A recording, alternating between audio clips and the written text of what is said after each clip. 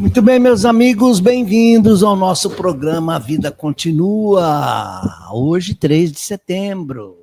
Olha aí, a primavera pintando aí. Olha a primavera pintando aí. Estamos numa semana cívica. Claro, eu deixei para gravar depois do julgamento histórico que está aí. Todo mundo está de olho na televisão, né?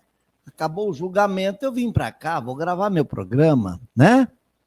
Aliás, hoje vamos falar de vários assuntos, mas retomaremos também aquela série sobre as religiões.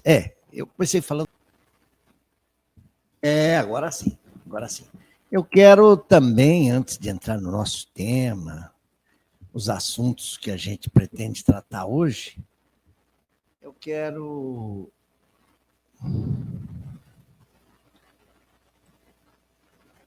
falar um pouquinho do encontro do Enlip, do qual eu participei nesse último domingo, né? Eu participei no sábado pela manhã, sábado à tarde não deu, mas no domingo eu estava lá. Eu estava lá e pude reencontrar muitos amigos. Esses amigos, como vocês podem ver aí, um deles é o Antônio César Perry, que fez a palestra final do encontro, foi realizado lá no Centro Espírita Allan Kardec. Casa fundada por Gustavo Marcondes, está fazendo 70 e poucos anos agora, né? 77 anos, agora, dia 5 de setembro. E o César esteve lá, a gente se abraçou, lembramos alguns episódios curiosos aí nas nossas jornadas, eu como médium de transporte dele, levando ele para o Congresso de Serra Negra. Ixi, tem muita história boa, né? Mas o César trouxe para o evento o tema principal, que trata da justiça divina, segundo o Espiritismo. Claro, uma menção direta ao livro de Allan Kardec, O Céu e o Inferno. Fez uma belíssima exposição. E a gente aproveitou também para ver o seu novo livro, né? Ele não para de escrever, ele lançou um livro sobre Leopoldo Cirne, um presidente da FEB, né? E o próprio César, que já foi da FEB, foi presidente da FEB, está trazendo aí muita coisa da história desse grande espírita, Leopoldo Cirne. Eu não tenho o livro aqui, mas vamos aos assuntos de hoje. Depois de abraçar muita gente, eu também fiquei sabendo, nesse evento, por meio de colegas da USE, que a nossa Neide Schneider, que já estava nos operária, ela veio a desencarnar, não sei a data, mas foi coisa de menos de um ano, né? Então, a nossa homenagem aqui, um registro que nós fazemos, a Neide Schneider, um registro, um voto, uma menção, uma homenagem a essa dedicada trabalhadora. Eu me lembro da Neide sempre num cargo da diretoria da USE, sempre levando nas costas alguns departamentos mais difíceis, principalmente aquele de assistência social. E ela, como tinha uma ligação muito forte com o Centro Espírita 13 de Outubro, lá na Lapa, e que tem uma atividade assistencial muito grande, a Neide também, ela passou a dominar muito a área da assistência social e de todas as leis do CRAS, né, que regulam aí a atividade da assistência social. Então, ela dava uma assessoria direta para as casas espíritas com relação à documentação, com relação à parte de impostos não, mas taxas, né? Como que as entidades poderiam estar regularizadas perante os órgãos aí do Conselho de Assistência Social, né? Eu me lembro dela não só viajando aí pelo interior paulista, mas como também numa viagem que nós fizemos a Portugal. Junto com a RW Turismo, fomos eu, a Júlia Nezu e a Neide Schneider. Neide, só para falar rapidinho, a Neide era filha de Anita Brisa. Pouca gente sabe. Pouca gente? Bom, não sei se pouca gente, mas a Anita Brisa, ela nos anos 40, ela foi peça-chave, aglutinando os espíritas em torno. Essa é a Anita Brisa. A Anita fez um trabalho assim de aproximar a Liga Espírita, a União Espírita Paulista, a Federação Espírita do Estado de São Paulo, a Sinagoga Espírita. Fala, gente, nós estamos tudo divididos, vamos nos unir, vamos fundar uma entidade que tenha por objetivo específico representar o movimento paulista. Assim, em 47, nasceu a USE. Então, a Anita está nesse pelotão dos maiores, dos grandes pioneiros da unificação no estado de São Paulo. Anita Brisa, mãe da Neide. A Neide era uma teenager, como ela mesma disse, num documentário que nós fizemos. Nós gravamos um documentário sobre os 70 anos da USE, que saiu junto com o livro. USE, Presente, Passado, Futuro. Também fizemos um documentário, a gente ouviu. Uma das primeiras pessoas que eu fui ouvir para fazer esse documentário foi a Neide. Depois eu fui ouvir o Balieiro, um monte de gente. Mas a Neide, ela falou, olha, eu era uma adolescente, eu ia com mamãe nas reuniões, lá da Liga Paulista, acho que esse é o nome, Liga Espírita, e lá encontrei Antônio Carlos Jordão, eu era secretária do Jordão, eu trouxe o Jordão para a reunião, eu trouxe fulano, eu trouxe o deputado tal, já eu lembro esses nomes que já não me escapam agora, mas ela foi reunindo o Edgar Armon, e foi trabalhando esse pessoal. A Neide Schneider, até sugeriu, ela estava escutando as reuniões, que nome vai ter a entidade?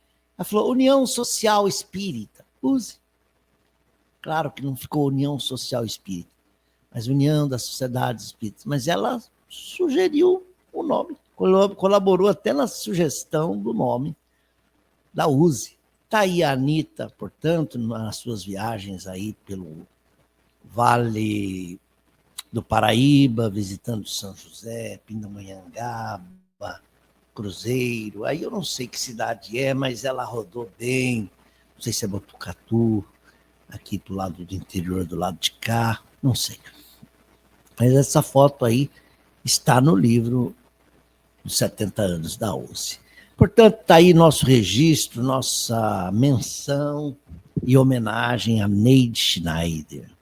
Quando eu a visitei, ela morando na Lapa, ela me ajudou muito. Eu ia perguntando, ela foi narrando a história da USE e eu fui anotando. Então, agora ela continua lá no além, no espaço, o trabalho incansável que ela fez aqui. Ela não parava, ela vinha para as reuniões, se pintava, botava um salto alto e vinha, um jeitão meio alemão de ser, era casada com um alemão, né, Schneider, e que não gostava nada do espiritismo, mas assim mesmo, ela falou, você não quer ir, você fica em casa, eu vou para as reuniões, e ela era assim, muito firme, muito firme. Tá aí, meu abraço a Neide Schneider. Vamos ver o que temos mais. Tá. Eu vi um tempo atrás aí no UOL, num desses sites aí de notícias, uma notícia de que o Mar da Galileia tinha aparecido com águas avermelhadas, cor de sangue. É claro que a gente foi ler a matéria e logo veio a resposta. Esse mar lindo aí que vocês podem ver ao fundo, aí do Monte das Beatitudes, ou Monte das Bem-aventuranças, que nós visitamos, o Mar da Galileia é muito azul, ele chega a faiscar, assim, aquele azul reflete o céu e os raios do sol, é uma coisa linda. Mas olha como é que ele apareceu. Desse jeito. E a gente foi ler lá e viu que uma questão de algas, uma questão bioquímica, umas microalgas liberam uma substância. Tal. Isso nos faz lembrar do quê? Imediatamente. daqueles 10 milagres de Moisés. Teve lá as 10 pragas, né? A praga de gafanhotos, de sapo, mas também teve um dos feitos de Moisés foi transformar as águas do Nilo ou tingir as águas do Nilo de sangue. Abrir o mar vermelho. Então, hoje, quando nós começamos a olhar a história com os olhos mais abertos, com a mente mais esclarecida dos fatos, a gente começa a falar, então, provavelmente, essa praga de gafanhotos tem uma explicação. As águas vermelhas podem estar explicadas em efeitos naturais, né? Que o homem da época não conhecia. Isso vai desmistificando os milagres, mas, ao mesmo tempo, não tira o valor da mediunidade, que a mediunidade de Jesus fez. Coisas do tipo, andar sobre as águas, multiplicação dos pães, transformar água em vinho. Não estamos aqui diminuindo a força dos fenômenos, mas mostrando que há leis naturais por trás deles. E eu aproveitei para mostrar o Nilo aí, porque eu estive, quando visitei a Terra Santa, a gente começou pelo Egito. Ficamos uns dias na capital, Cairo, tivemos até um dia de passear no Rio Nilo, tá? Aí a gente teve contato com o nosso guia lá no Egito, foi nos ensinando sobre a cultura egípcia, fomos visitar museus. Então, um pouquinho que eu vou falar hoje sobre o Egito e as crenças egípcias, tem também com essa viagem que eu fiz. Aí, o ônibus passando sobre o Rio Nilo. E o Rio Nilo, ele tem um grande significado histórico, né? Disse que o Egito é um presente do Nilo.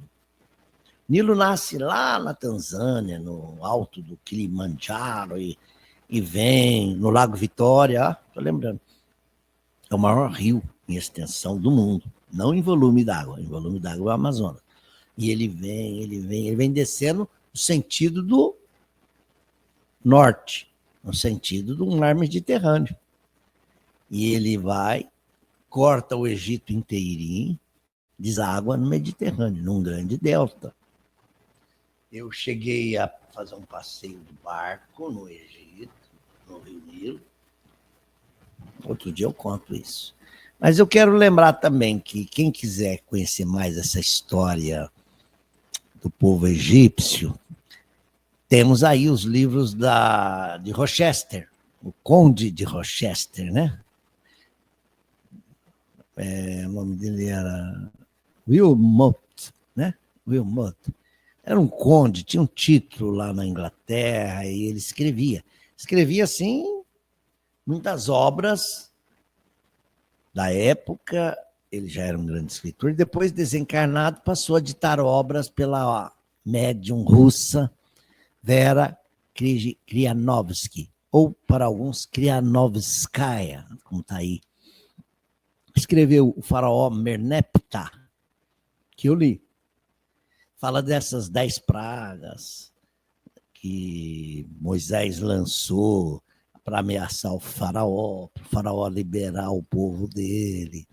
E uma desses feitos aí do Moisés foi fazer a água avermelhar-se, o que deixou todo mundo assustado. Será que não ocorreu ali o mesmo fenômeno que agora ocorreu com o Mar da Galileia? Eu já li também o Chanceler de Ferro e também aprendi muito sobre a cultura egípcia pela obra mediúnica. Mas uma coisa não elimina o trabalho dos arqueólogos, dos egiptólogos, né?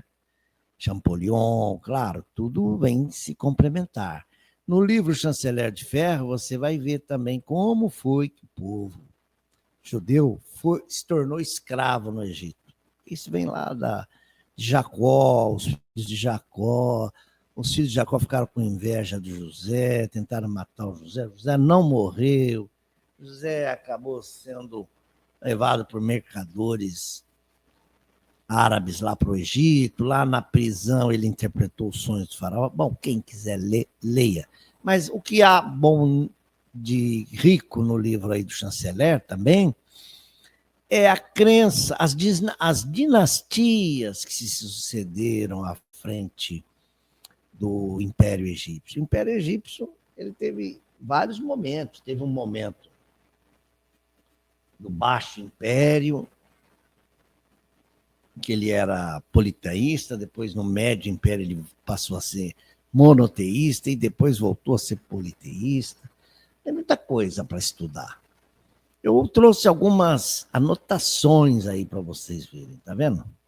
A civilização egípcia atravessou vários períodos, o Alto, Médio e Baixo Império, passou de politeísta a monoteísta e voltou de novo ao politeísmo. Quando a gente vê as gravuras nas paredes, nas cavernas, a gente vê lá os deuses egípcios representados com cabeça de animal, corpo de um homem, cabeça de animal. Então você tem lá uma adoração ao touro, também está ligado à agricultura, mas na cabeça, o homem com a cabeça de um touro, ou de um pássaro, de uma ave, de uma águia.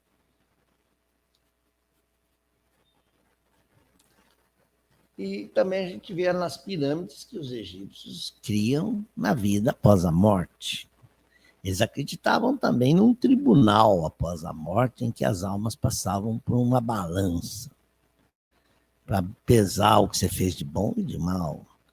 E há também, quando a gente estuda um pouco de história da arte, isso na faculdade eu aprendi, a alma K, chamavam de K, e era a crença egípcia, e por isso o faraó, quando era inumado, era embalsamado, ele era enterrado num grande mausoléu, a pirâmide, na forma de pirâmide, e ao lado dele guardava-se todo o tesouro desse faraó.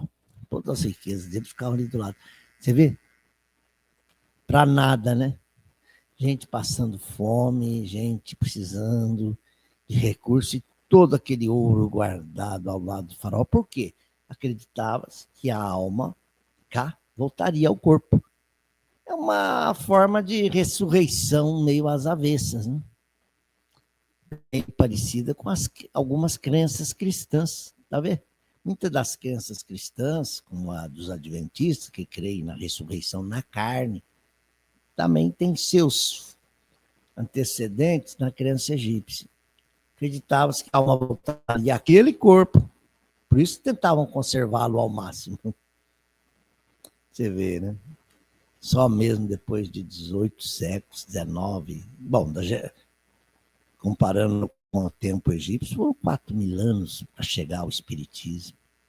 E dizer, não, o que você deixa na Terra é corpo físico, mas quem renasce ali não é o corpo físico, é o corpo espiritual que se liberta. Esse conceito do corpo espiritual ainda é muito difícil de alguém acreditar.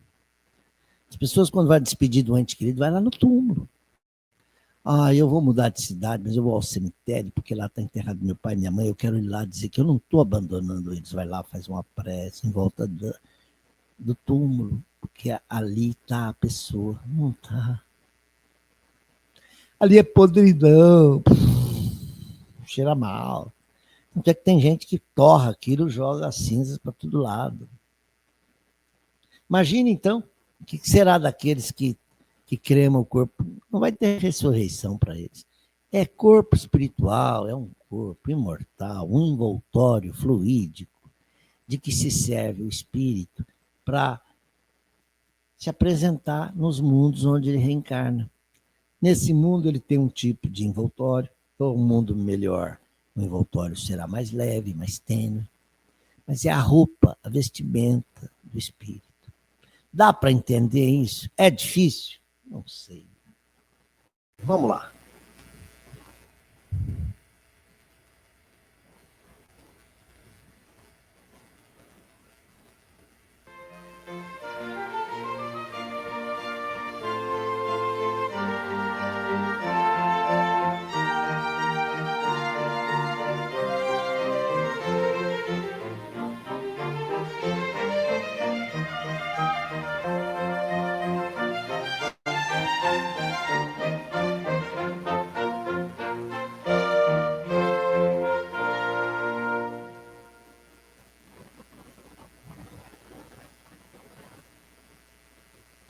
É, muito bem.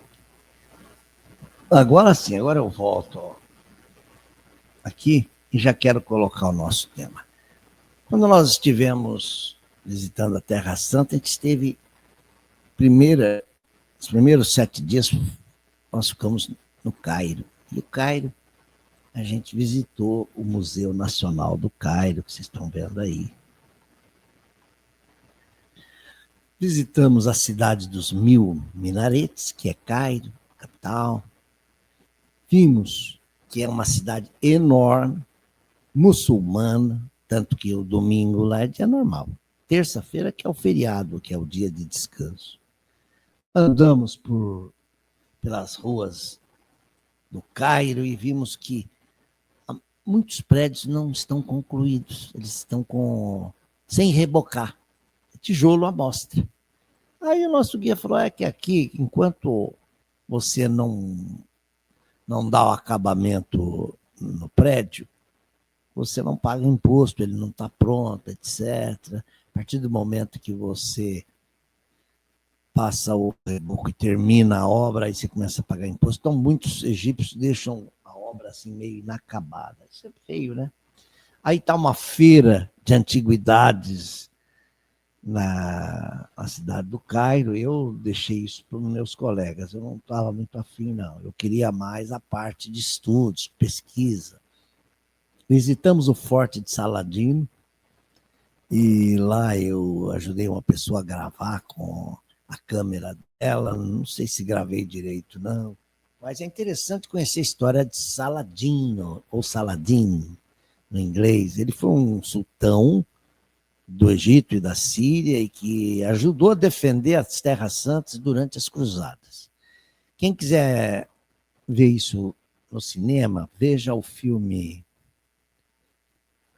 Cruzada, Crusade. É um belo filme, viu? Se não me engano, é de 2007, uma atriz lindíssima. Mostra quem foi Saladin. Saladin, ou Saladino, foi um grande chefe militar, viu?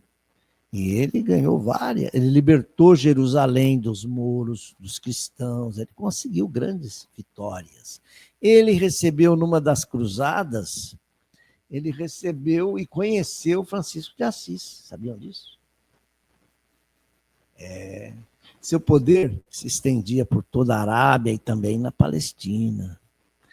Eu vi o Forte de Saladin, eu estava com o grupo, né?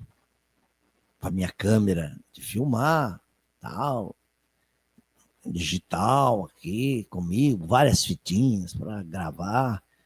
E fui o último a descer do ônibus. Ai, rapaz. O meu pessoal da excursão, todos entraram no forte, a fortaleza Saladino. Eu, na hora que eu fui entrar, fui barrado. Não podia entrar com a câmera. Jornalista com câmera não pode. Eu falei, então eu vou pôr lá dentro do ônibus, tá bom? Tá bom. Quando eu quis voltar e colocar dentro do ônibus, o que aconteceu? Vou até mostrar minha cara aqui, porque vocês vão rir da minha cara.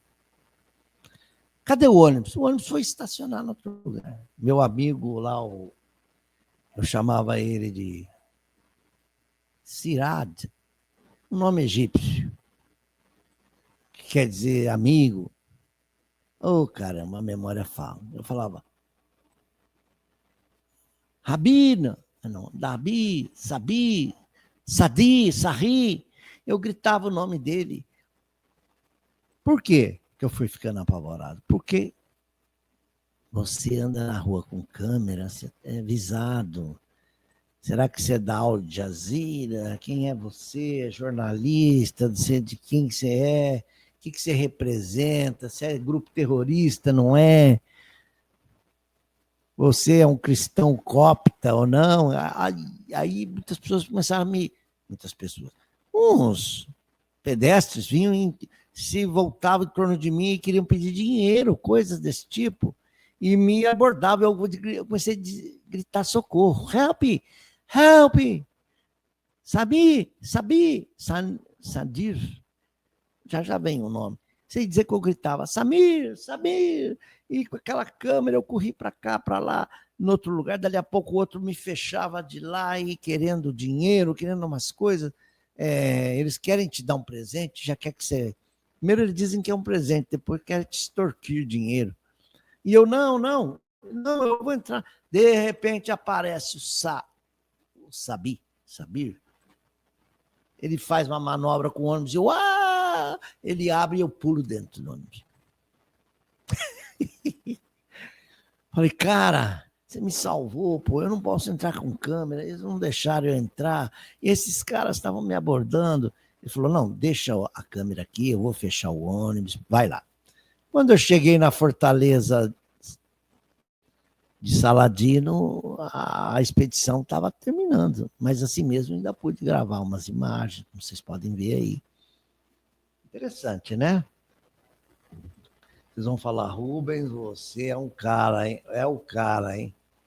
Então, a minha aventura no Cairo, fomos visitar esse museu no Cairo, lá conhecemos a história dos faraós, Tutankhamon, Ramsés I, II.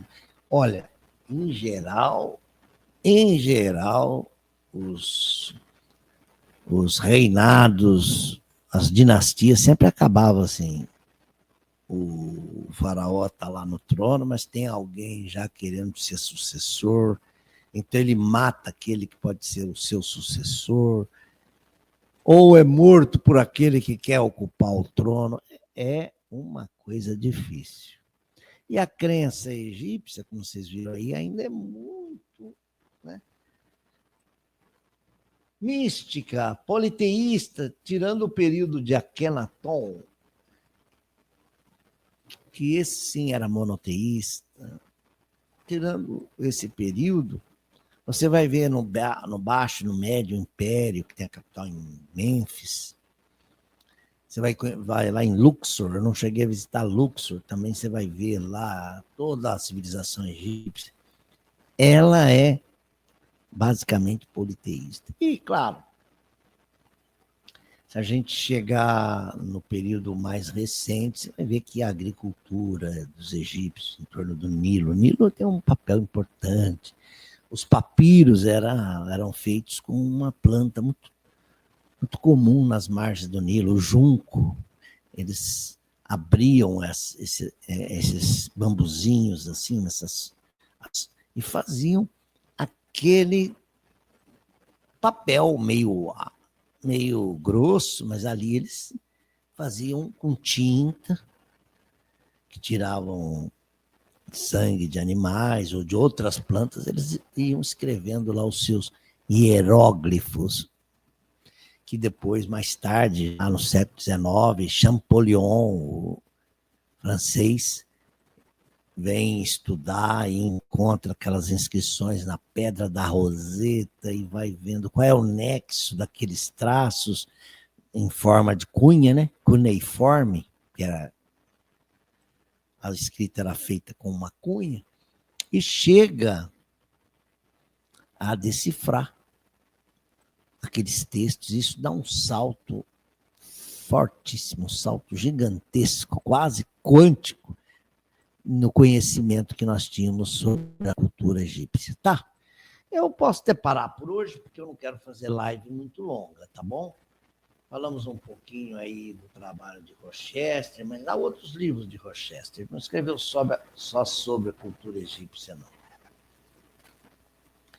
Ele falou também num período de Roma, um período de Pompeia. Eu li também Herculano. Eu acho que a obra dele que eu mais gosto é Herculano, obra de Rochester, ditado a médium Vera Krijanovskaya, ou Krianovsky, não sei. Tem gente que prefere uma pronúncia. Aí está, portanto, um pouquinho dos slides que eu passei para vocês. E para fechar aqui, eu vou... Lembramos de Deise. Eu quero falar um pouquinho também sobre o meu amigo Regis de Moraes. Eu não o encontrei lá no Enlip. Ele deve estar com quase 90 anos. Eu estou com um livro do Regis, aqui, que é Caritas, e sua prece histórica. O professor Regis de Moraes é um grande intelectual, não só intelectual, uma grande personalidade. Ele está lá, volta e meia ele aparece em alguns eventos, agora bem menos, né? Mas eu já tenho alguns livros de casa, mas esse aqui eu ganhei como presente de aniversário do meu amigo Norberto. Ele falou, ainda não fiz a dedicatória, mas depois eu faço, é um presente antecipado, porque meu aniversário é 7 de setembro. Ele me entregou isso agora, no domingo. Obrigado, Norberto. Falo aqui de viva voz. Obrigado. Você nunca deixa de me dar um mimo, né? Do grande amigo Norberto. E você acertou com esse presente, porque olha, que livro. Ele é pequenininho, mas ele é muito interessante, porque o professor Regis, ele pega a prece de Cáritas, que todos nós conhecemos, né? Quem não conhece? Deus, vós que sois todo poder e bondade, dai ao viajor a estrela guia. Hã? Quem não lembra disso? Dai ao viajor a estrela guia, ao aflito a consolação, ao doente o repouso. Pai, dai ao culpado o arrependimento, ao espírito a verdade, à criança o guia, ao órfão ao pai. Ele pegou a prece de Cáritas, que é um espírito que estava no período do cristianismo nascente, é um daqueles cristãos que foram supliciados no circo romano, né? E Cáritas você vai encontrar também não só na história do cristianismo, mas também na revista Espírita. No Evangelho segundo o Espiritismo tem lá uma participação desse espírito. Ele frequenta muito, sempre frequentou muito a casa Allan Kardec, lá em Campinas. Ele é mineiro da cidade de Passa Quatro, nasceu em 40, está com 85. Reside no estado de São Paulo, é professor titular de mestrado em educação da Unisal em Americana. Foi professor convidado na PUC do Chile. O autor tem 44 livros publicados nas áreas de filosofia, sociologia e literatura, com destaque para a literatura religiosa, que tem sido uma das suas vertentes de criação. Está aqui o livro, lançamento da SEAC Editora, a editora Centro Espírita Allan Kardec, né? Ou melhor, editora Allan Kardec.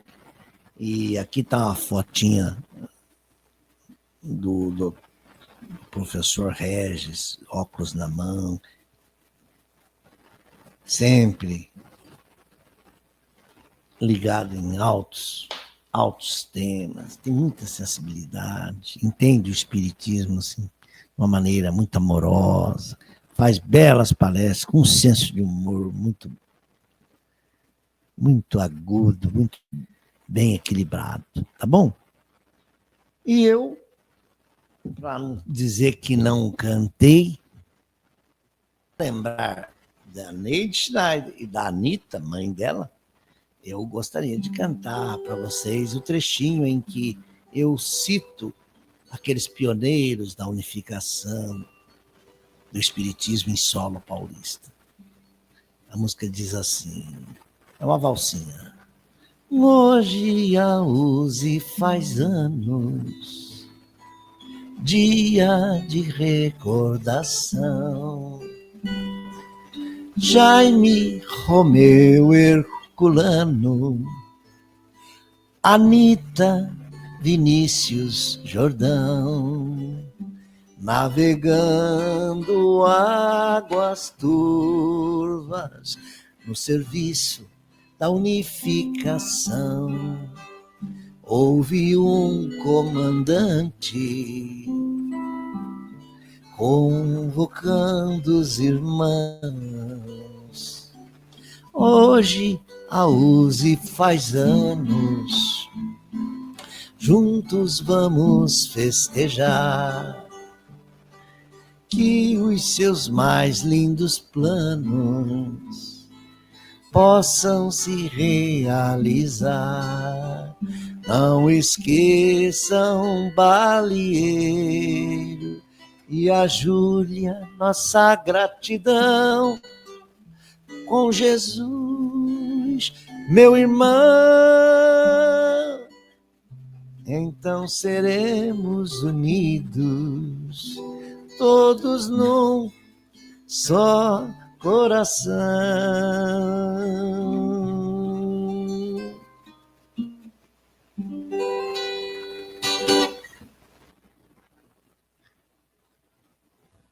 Tchau, até a próxima.